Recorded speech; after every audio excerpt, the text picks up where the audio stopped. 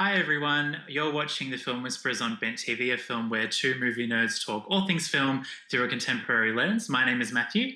And I'm Saj. So, Saj, we have recently spoken about our favourite actresses, or some of our favourite actresses of all time, and the performances that have just really stuck with us over the years. But now, inevitably, we have to turn our gaze to not actresses that we dislike, but let me rephrase and say actresses whose performances maybe just didn't really stick with us, or we felt like we're lacking in some way, or just, and it's just our opinion, but that maybe we just, we didn't connect with as much as some other ones. Is that a diplomatic way of putting it? As I've said previously, it's like, these actresses, there may be people out there that love these actresses, and that's awesome.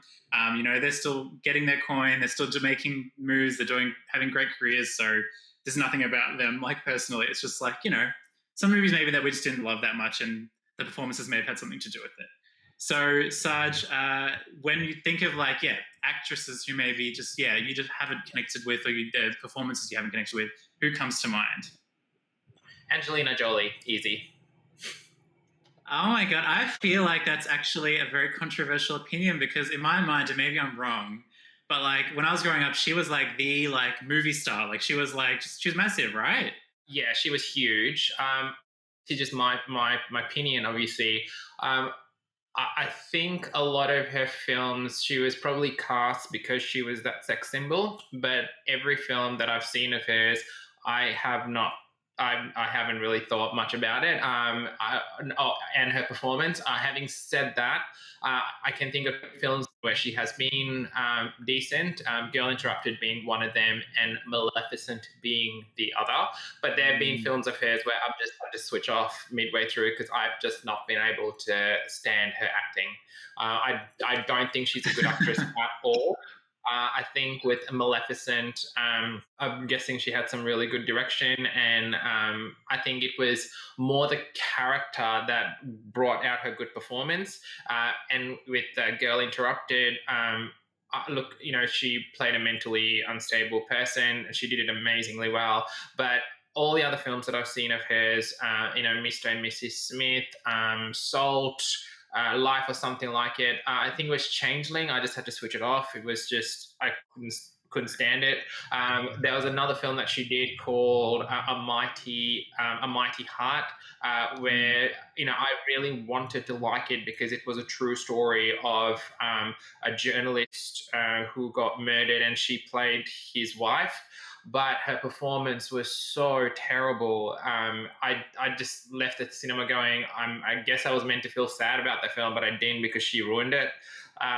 Alexander, oh my God, I can go on forever, Matt. Look, she's a horrible actress. I also think that a large part of her success is because a lot of straight men like her, and a lot of straight men used to, I don't know whether they still do, the type of films that she's doing now are definitely less sexual, I guess, if that's the word. I mean, I don't know if that's a way of describing it, sorry.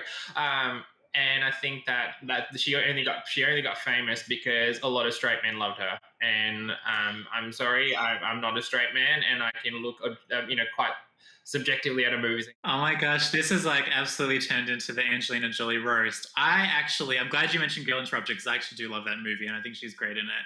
I don't share your disdain for her acting, and I also haven't seen all of her movies. There are a few movies that she's in that I've really loved. One of them is Girl Interrupted, but I also I thought Changeling was amazing. I haven't seen it in years, but I remember when I watched it, and what I loved about it was actually her performance, funnily enough. So I was like, maybe I haven't seen enough of her movies, but a few things that I have seen of her, and I felt like she was quite good. But then, that's interesting. It's funny how you're just nah, right? No, Angelina Jolie.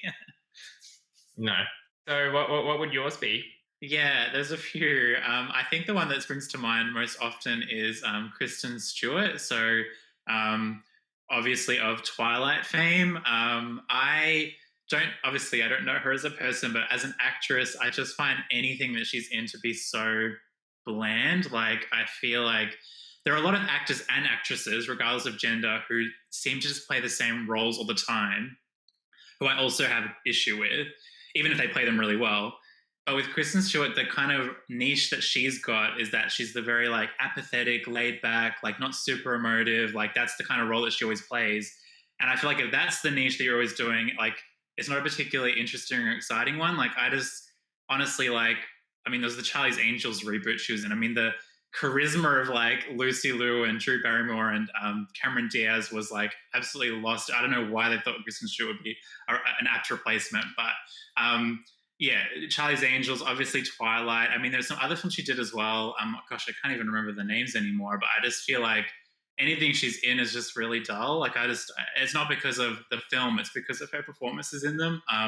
Yeah, what are your thoughts? I think this is the difference, Matt. The thing is, no one is expecting Kristen Stewart to win an Oscar anytime soon, right? Because everyone knows that she's not the best actress. And I think the difference with her and say someone like Angelina Jolie, she's firstly she has won an Oscar, and there's a lot of positive buzz about her, which I don't understand. And I think with Kristen Stewart, there's one film of hers that I've seen, which was actually quite good. It was called The Runaways, where she played Joan Jett. And she really did well in that role. It was not like any of the other films that she's done. But having said that, I'm going to completely agree. I think, that the Twilight franchise, that it's got to be one of the worst movie franchises that I don't understand. The acting in that is just terrible, and I think actors like Robert Pattinson, they've really tried hard to get away from the association with the franchise. But I think but Robert Pattinson is actually a good actor, but Kristen Stewart, it's hard for her to get away because that's all she could do. She could just play that, deadpan, as you said, no emotions, and when she delivers her lines, I'm going to have to agree with you, Matt. When she delivers her lines, it is so lifeless. Every film that she does is it's just terrible. She's going to be playing Princess Diana in an upcoming movie, and That's right. I am so worried that this is going to be another one that's just going to end up at the Razzies. Yeah, I'm with you on that. I actually feel bad because she's a queer person, and she was even in this rom com, I think last year or the year before, The Happiest Season, which was like a queer Christmas movie. And I love that. Like, I love that they're doing films like that. But I'm just like, oh, if Kristen Stewart's the best kind of like, yeah, just it's not for me. So I appreciate. No, I think Kristen Stewart has like a dedicated fan base out there. I'm just not a part of it. I think her dedicated fan base is probably people who really like Twilight.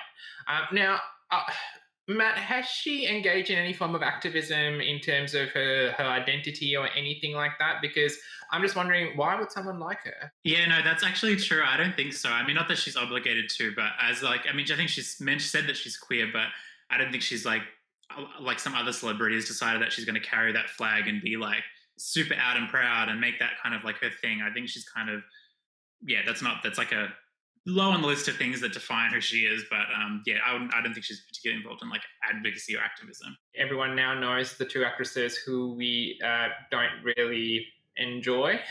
But that's all the time we have for the Film Whisperers today. I'm Saj, and we'll catch you around next time.